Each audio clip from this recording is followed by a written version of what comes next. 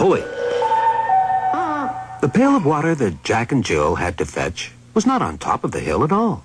It was actually at the bottom of a well. Unfortunately, it was too heavy for either of them to pull up. What they needed was a simple machine to give them a mechanical advantage. No, the inclined plane doesn't help. Nor does the lever. Nor the screw.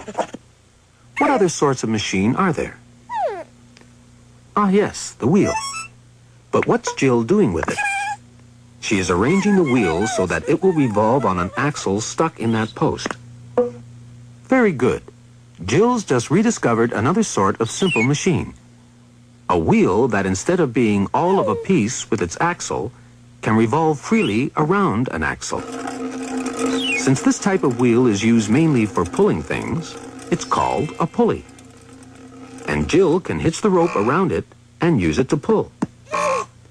No, Jack can use it to try to pull the pail of water up. That's funny.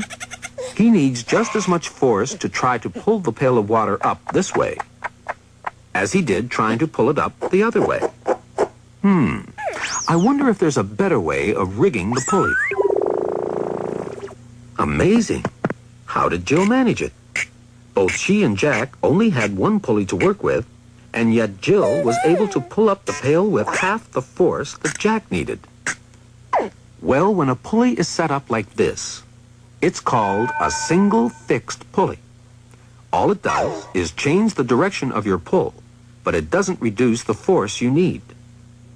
But when a pulley is arranged like this, it's called a single movable pulley, and it halves the force you must exert, because the pail of water is now, in effect, being lifted by two ropes instead of one.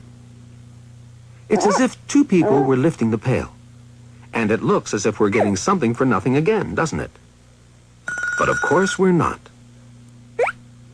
If we compare the distance that Jill raised the pail with the amount of rope she pulled, we see that it's the same old story.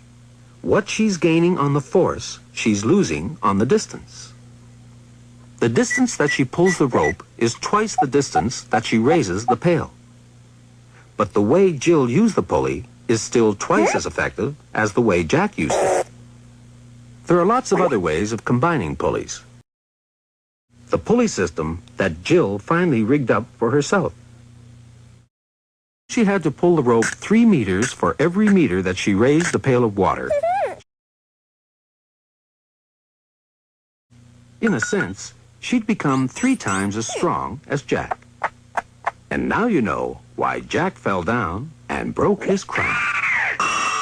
Bill Nye the Science Guy. Now this rope is attached to a crane. And a crane uses pulleys. Simple machines. Of course, they're big simple machines, but they're simple machines. Science! Say you're building a treehouse and you needed some stuff. Say the stuff was really heavy.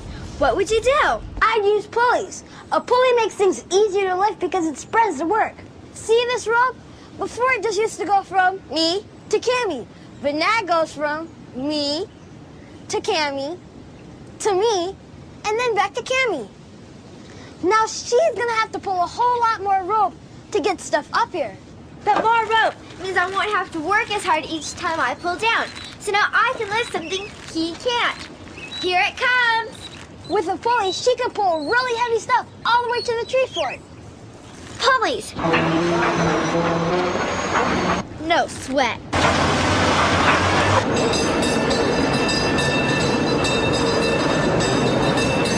Back in the 1800s, all these cable cars used to be pulled by horses. Okay, the cable cars operate by a bunch of levers and pulleys, which are very simple to operate and maintain. Now I'll take you down below and show you how the grip works.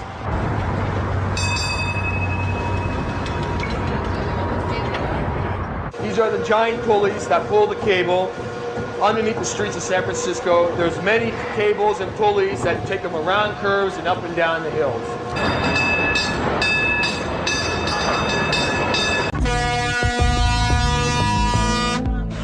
1 cent. Oh. Okay, here.